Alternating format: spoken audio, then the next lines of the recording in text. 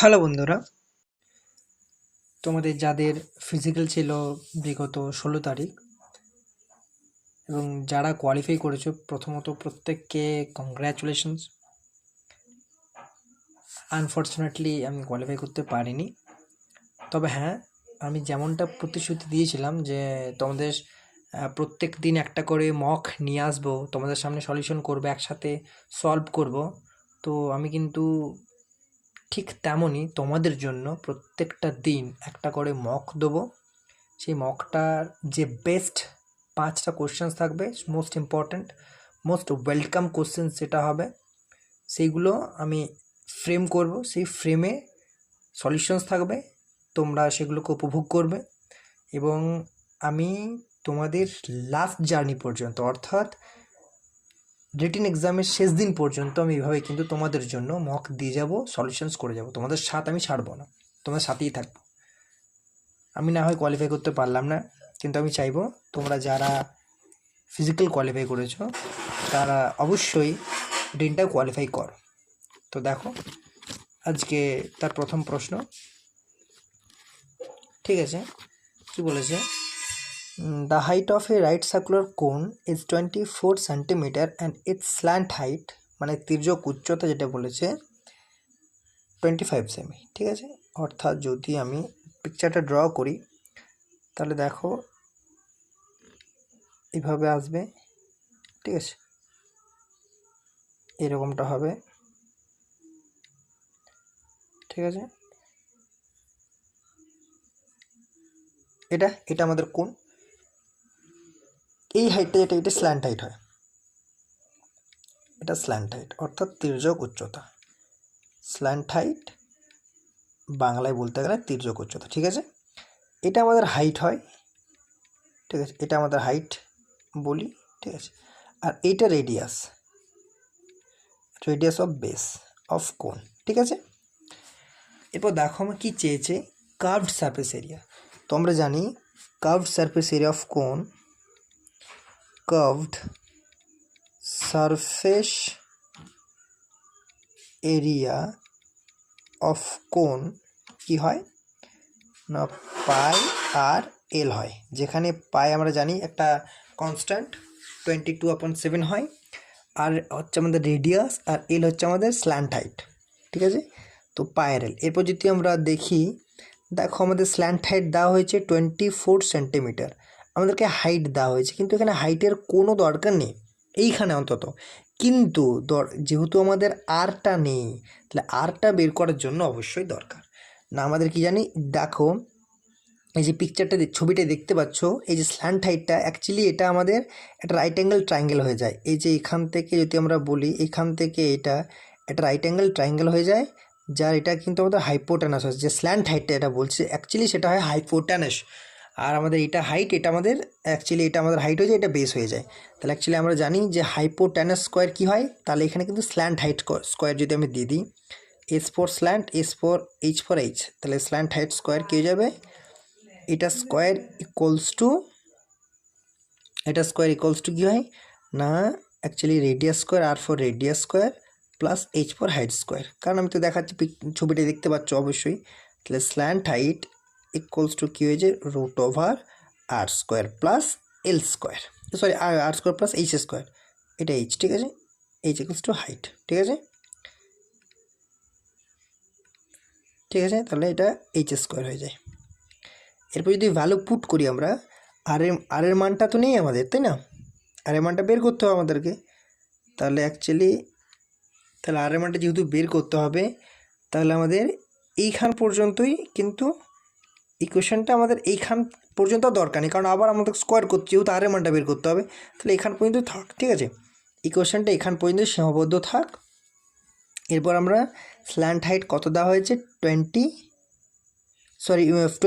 Centimetre, আর এটা হচ্ছে আমাদের হাইট দেওয়া হয়েছে, তাহলে 25 তার square slant height equals to আর এর মানটা আমাদেরকে বের করতে হবে প্লাস 24 তার স্কোয়ার, তাই না। তাই এটা 625 অর্থাৎ 625 হয়, এটা আর স্কোয়ার হয়, এটা 576 হয়। তাই যদি মাইনাস করি, অর্থাৎ আর স্কোয়ার ইকুয়ালস টু 625 মাইনাস 576 হয়, তাহলে আর স্কোয়ার ইকুয়ালস টু কত 49 হয় বা আর ইকুয়ালস টু 7, ঠিক আছে 7 সেন্টিমিটার। তাহলে আমাদের রেডিয়াসটা কত দাঁড়ালো 7 সেন্টিমিটার। রেডিয়াস পেয়ে গেছি, আমাদের পায়ে একটা কনস্ট্যান্ট ভ্যালু এল এর মানটা দেওয়া হয়েছে, তাহলে আমরা কিন্তু কার্ভ সারফেস এরিয়া সহজেই পেয়ে যাব, ঠিক আছে। এরপর যদি এখানে ভ্যালু পুট করি, দেখো যদি ভ্যালু পুট করি এখানে পায়ের এল যদি ভ্যালু পুট করি, আমি এখানেই দেখিয়ে দিচ্ছি পায়ের এল, তাহলে অ্যাকচুয়ালি পাই আর এল, তাই না। পায়ের মানটা 22/7 হয়, আর এর মানটা 7 পেয়েছি, আর এল এর মানটা কিন্তু 25 ছিল, তাই না। তাহলে 25 7 7 ক্যান্সেল আউট, 25/22 কত হয় 550, তাই না 550। এটা কী বলছে সেমি স্কোয়ার হবে, তাই না, ঠিক আছে। Next question, Mr. Sharma spends 15% of his total income on rent and 75% of the remaining part on other expenses and still saves this এত। যে কিছু একটা আমার টাকা আছে ওর, তো এত টাকা এখানে ও এক্সপেন্ডিচার অর্থাৎ এক্সপেন্সটা ব্যয় করে, ইনভেস্ট করে, স্পেন্ড করে, এত টাকা এখানে স্পেন্ড করে, এরকম কিছু বলা হয়েছে। তা সত্ত্বেও একটা সেভিং মানি রয়ে যায়। তো আমি যদি ধরি যে ওর মান্থলি ইনকাম 100 টাকা, যদি ধরি এক ধরার চেয়েও অনেক সুবিধাজনক হয় যদি আমি 100 ধরে নিই। দেখো যদি আমরা monthly income of monthly income of mister Sharma let 100 rupees, আমরা ধরে নিচ্ছি 100 টাকাই ধরে নিচ্ছি আমরা, এটা কিন্তু অ্যাকচুয়ালি নয়, এটা অ্যান্সার নয়, এটা আমরা ধরে নিচ্ছি। এবার দেখো কী বলেছে না 15% কোথায় করে রেন্টে দেয়, ঠিক আছে। তার মানে যদি 100-র 15% মানে 15 টাকা, মানে 15 টাকা কিন্তু রেন্টে দেয়, এটা কিন্তু রেন্টে খরচ করে, স্পেন্ড করে, রেন্ট অর্থাৎ ভাড়াতে দেয়। এর বলেছে 75% অফ দ্য রিমেনিং পার্ট, তাহলে যদি 100 টাকার মধ্যে 15 টাকা রেন্টে দিয়ে দেয়, তাহলে বাঁচে কত 85 টাকা। 85 টাকা এর বেঁচে যায়, এখনও 85 টাকাটা লেফট বেঁচে যায়, থেকে যায়, 85 টাকাটা থেকে যায়। এবার সেই 85 টাকা 75%, ঠিক আছে, অন্য কিছুতে খরচ, আদার এক্সপেন্সেস বলেছে, 75%টা অন্য কিছুতে খরচ করে, অর্থাৎ 85 টাকার 75% অন্য কিছুতে খরচ করে। তার মানে থাকে কত 1700 টাকা থাকে, পার্সেন্টেজে কত থাকে না এই 85 টাকাটার 25% আমার থাকবে। বুঝতে পারলাম কি বলেছিল, মান্থলি ইনকাম যদি 100 টাকা ধরি, খুব সুন্দরভাবে দেখো এক্স ধরার থেকে আমি বলে দিচ্ছি 1000 গুণ সহজ হবে, টাইম কনজিউম ব্যাপারটা অনেকটা অংশে কম হবে, ঠিক আছে। দেখো কি আমি 100 টাকা ধরেছি, ও 100 টাকা রোজগার করে, 15 টাকা কিন্তু রেন্টে খরচ করে, এটা 15 রুপিস, আর এস ফর রুপিস, ঠিক আছে। 15 টাকা রেন্টে খরচ করে, থাকে 85 টাকা। এই 85 টাকা অর্থাৎ সেটাই বলেছে না যে রিমেনিং অর্থাৎ 85 টাকা, এই 85 টাকার 75% অন্য কিছুতে খরচ করে, তাহলে থাকে কত 85 টাকার 25% থাকে, তাহলে এটা এখন লেফট, তাই না, এটা এখন লেফট, এটা এখন আলটিমেটে ওর কাছে থাকে, এবং এইটাই কত টাকাতে 1700 টাকা, অর্থাৎ 85 আর 25/100 1/4 হয়, এইটা এই যে রেশিও এটার ভ্যালুই কিন্তু 1700, এটা কিন্তু R4 রেশিও দিচ্ছে, R4 রিস্ক কিন্তু নয়, এটা 17, মানে এই রেশিওটার ভ্যালু বা এই রিস্ক বলতে পারো, টাকাও বলতে পারো, অসুবিধা নেই, এই রেশিও বা এই টাকাটার ভ্যালুই 1700 টাকা, ঠিক আছে। তাহলে 1 টাকা বা 1 রেশিওর ভ্যালু কত দেখতে হবে আমাদেরকে, ঠিক আছে। তাহলে কত হয়ে যাবে না দেখো 75 দুগুণে কিন্তু 170 হয়, তাহলে যদি আমরা কাটি তাহলে 75 বললাম, 85 দুগুণে 170, তাহলে 85 20-তে 1700 হয়ে গেল, আর এই 4টা গুণ হয়ে যাবে, তাহলে 1 রেশিও বা 1 রিস্ক যাই বলো না কেন 80 টাকা হয়ে যাচ্ছে, তাই না, এই 4টা গুণ হয়ে যাবে। তাহলে আমি কত টাকা আমি ধরেছিলাম 100 রেশিও বা 100 টাকা যাই বলো না কেন এটা ধরেছিলাম, তাহলে 100 রেশিও বা 100 টাকার ভ্যালু কত হয়ে যাবে 80 × 100, মানে 8000 টাকা, ঠিক আছে। এটা কিন্তু টাকা আলটিমেটে, তাহলে তার ইনকাম কত 8,000 টাকা। ঠিক আছে, পরের প্রশ্ন কি বলেছে, the current value of a car এত একটা অ্যামাউন্ট দিয়েছে and its value is depreciating at the rate of 10% per annum, what will be its value and after 4 years, মানে 4 বছর পরের ভ্যালুটা কত হবে সেটা আমাকে বের করতে হবে। ঠিক আছে, কোনো ব্যাপার না।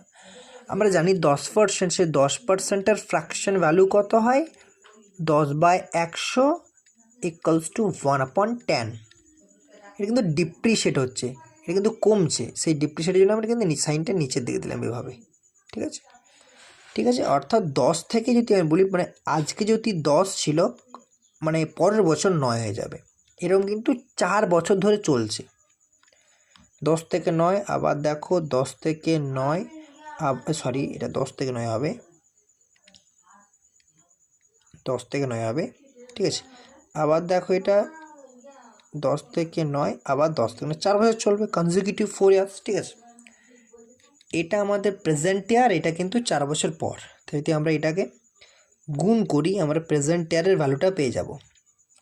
ঠিক আছে, আর 9 কি হয়, 729, 729 ইন্টু 9 কত হবে না, 729 ইন্টু 10 কত হবে, 7,290 হবে, তাই না?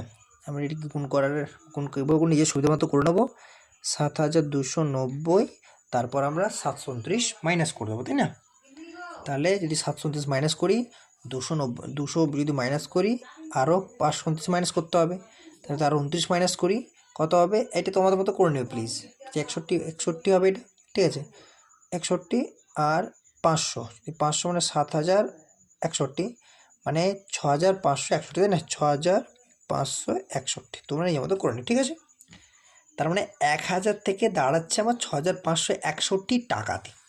ঠিক আছে, বা এটা 81 স্কোয়ারও করতে পারো তোমরা, যেভাবে করতে পারো। ঠিক আছে, যেভাবে তোমাদের ইচ্ছা, তোমরা কিন্তু গুণটা নিজের মতো করে নিও, নিজের মতো করে নিও, যেটা সুবিধা হয় তোমাদের। গুণটা তো আশা করি আলাদা করে শেখাতে হবে না, তাই না? দেখো এরপর কী বলেছে, তাহলে 4 বছর পর কত হবে, যেহেতু ডিপ্রিশিয়েট হচ্ছে, তাই না? তার 4 বছর পর কত হওয়া উচিত না, এখন যদি টাকাটা আমার এটা হয়, আর এখন টাকা এটা দিয়ে হয়েছে এই রেশিওতে, তার মানে কি, এই যে এই রেশিওটার ভ্যালু কত, এই রেশিওটার ভ্যালু হচ্ছে 8,5, 4টা 0, তাই না? তাহলে 1-এর ভ্যালু কত হয়ে যাবে, 8,5, এই 4টা 0, 4টা 0 ক্যান্সেল, সরি 3টা 0, 4টা 0, মানে অ্যাকচুয়ালি একটা 0 থেকে যাবে, এখানে 3টা 0, এখানে 3টা 0 ক্যান্সেল আউট হচ্ছে, তাই না? তাহলে 1-এর ভ্যালু এটা হয়ে যাচ্ছে, বুঝতে পারলাম? এরপর আমাকে বের করতে হবে কত, 4 বছর পর, মানে অ্যাকচুয়ালি 6,561 টাকা হচ্ছে, তাহলে এইটার ভ্যালু কত, তো 6,561 ইকুয়ালস টু কত হয়ে যাবে না, 850 ইন্টু 6,561, এই গুণটা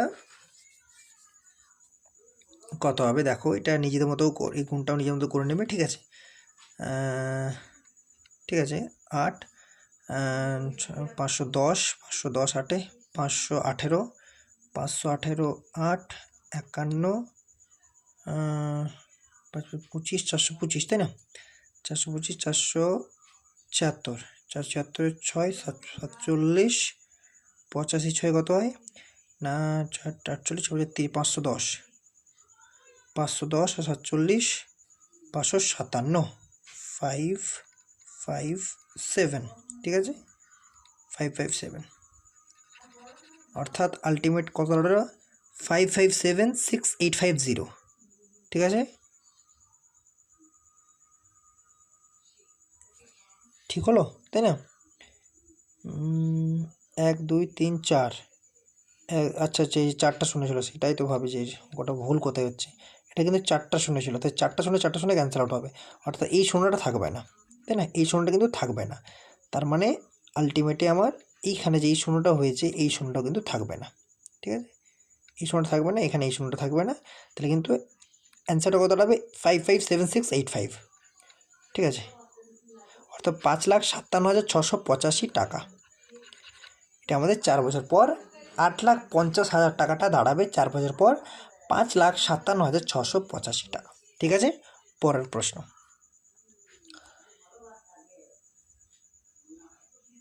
সরি বন্ধুরা, এই কোশ্চেনটা আশা করছি রিপিট হয়ে গেছে,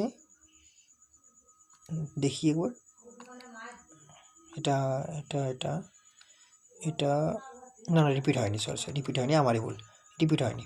ঠিক আছে, এটা ইউনিক কোশ্চেন। ঠিক আছে, what is the faulty weight used by dishonest shopkeeper instead of the original weight of 100 KG to get a profit of 25%? মানে অ্যাকচুয়ালি এখানে কিন্তু আমাকে একটা ভাষা, একটা বাক্য যদি বলি উজ্জ্ব করা হয়েছে। কীরকম না, এখানে আমাকে আরেকটা নিজেকেই বুঝে নিতে হবে যে এখানে 25% লাভ করছে ফল্টি ওয়েট মেজার করে।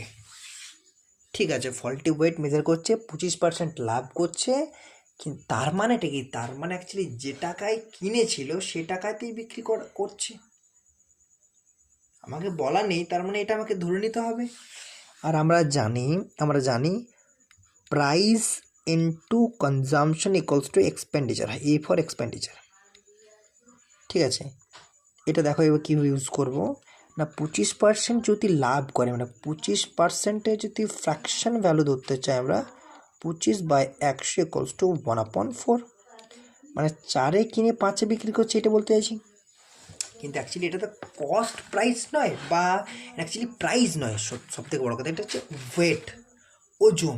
4-এ কিনে 5-এ বিক্রি করছে, মানে অ্যাকচুয়ালি ওয়েটটা, তার মানে 4-এ কিনছে 5-এ বিক্রি করছে, তার মানে অ্যাকচুয়ালি ওয়েটটা 5 হলে অ্যাকচুয়ালি ও দিচ্ছে কততে? 4-এ।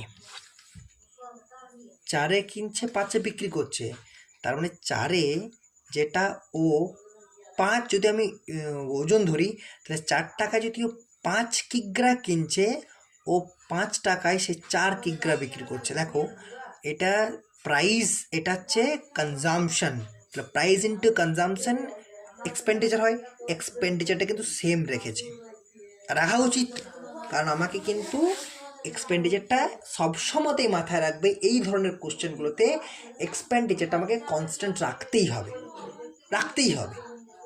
আর এক্সপেন্ডিচার ইকুয়ালস টু আমি কী বলেছি? Price into consumption. তা দেখো 4টা প্রাইস ছিল, 5টাও প্রাইস ছিল, পরে লাভ করেছে।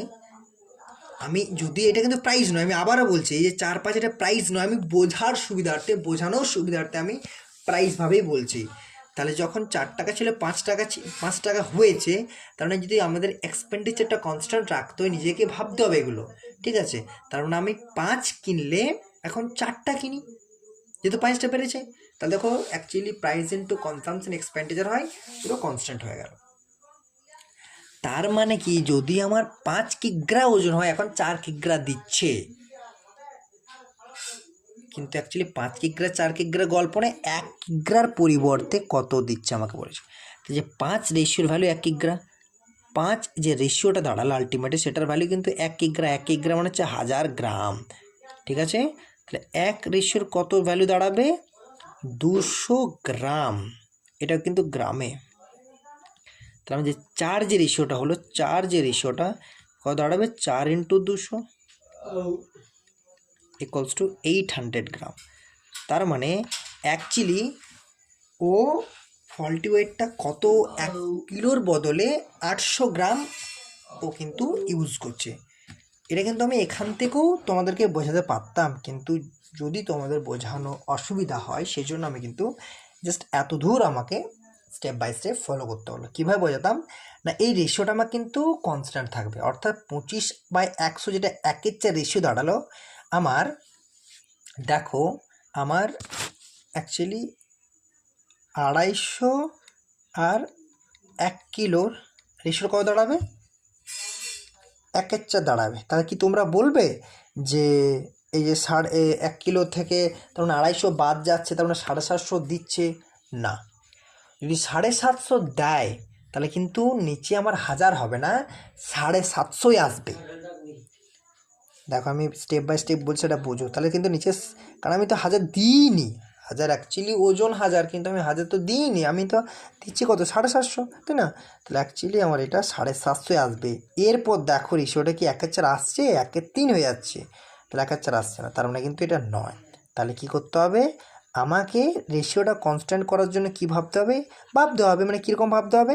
যদি আমি 200/800 করি, দেখো স্যাটিসফাই করছে কিনা। 200/800 দেখো 200/800 মানে তার মানে কি, তার মানে 200 কম দিচ্ছে, অ্যাকচুয়ালি 1 কেজিতে 200 কম দিলে 800 দিচ্ছে। দেখো আমি কিন্তু 1 কেজিতে যদি 800 দিই তবেই আমি 200 কম দিতে পারবো। তাহলে দেখো রেশিওটা কিন্তু এ স্যাটিসফাই করে যাচ্ছে, আর 200/800 রেশিওটা কিন্তু 1/4 হয়। তাহলে স্যাটিসফাই করে যাচ্ছে। তাহলে কিন্তু অ্যাকচুয়ালি আমি বলতে পারতাম এখান থেকেই যে 800 গ্রাম ও 1 কিলো পরিবর্তে দিচ্ছে। ঠিক আছে, তোমাদের যেটা বোঝার সুবিধা হয় সেটাতেই ফলো করো। নেক্সট কোয়েশ্চেন দেখো, the ratio of the third proportion of 5 and 12 with the fourth proportion of 5, 8 and 9।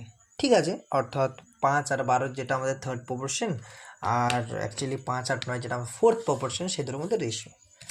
Actually আমরা কি জানি থার্ড প্রপোর্শন কীভাবে হয়, যদি বলে থার্ড প্রপোর্শনে সবসময় দুটো সংখ্যা আমাকে দেওয়া থাকবে। আমি কিন্তু এটা তোমাদেরকে একবার ভালোভাবে রিমাইন্ড করে দিচ্ছি যে যখন থার্ড প্রপোর্শনে উল্লেখ থাকবে, মেনশন করা থাকবে থার্ড প্রপোর্শন, তাহলে কিন্তু তখন আমাকে আলটিমেট মানে ওভারঅল ফাইনালি 3টা সংখ্যার প্রয়োজন টোটাল। তাহলে 3টা থাকলে আমি থার্ড প্রপোর্শন বের করতে পারি, ফার্স্ট প্রপোর্শন বের করতে পারি, সেকেন্ড প্রপোর্শন বের করতে পারি, মেইন প্রপোর্শন বের করতে পারি। তাহলে 3টে সংখ্যা হয়ে গেলেই কিন্তু আমার হয়ে যাবে সেই সেন্সে। আর যখনই ফোর্থ প্রপোর্শন বলবে মানে অ্যাকচুয়ালি আমার 3টা সংখ্যার দরকার, তাহলে এখানে থার্ড প্রপোর্শন বলেছে, মানে অ্যাকচুয়ালি এই দুটো সংখ্যা থেকেই থার্ড প্রপোর্শনে বের করতে কী বের করবো না, দেখো এই যে হয় এটা অ্যাকচুয়ালি 5 আর 12 মধ্যে থার্ড প্রপোর্শন বের করতে, তাহলে 5:12 যদি আমাদের থার্ড প্রপোর্শনটা এক্স ধরি, এটা আমাদের দেখো 5 ফার্স্ট প্রপোর্শন সেকেন্ড প্রপোর্শন, এটা কিন্তু অ্যাকচুয়ালি মিন প্রপোর্শন হয়ে যায় থার্ড প্রপোর্শনের ক্ষেত্রে। তাহলে 12:x, ঠিক আছে, তাহলে কী হয় না 5/12 ইকুয়ালস টু 12/x। তাহলে অ্যাকচুয়ালি হয় 5x ইকুয়ালস টু 144 বা হয় x ইকুয়ালস টু 144/5। ঠিক আছে, তো এটা আমাদের হয়ে গেলো কি থার্ড প্রপোর্শন।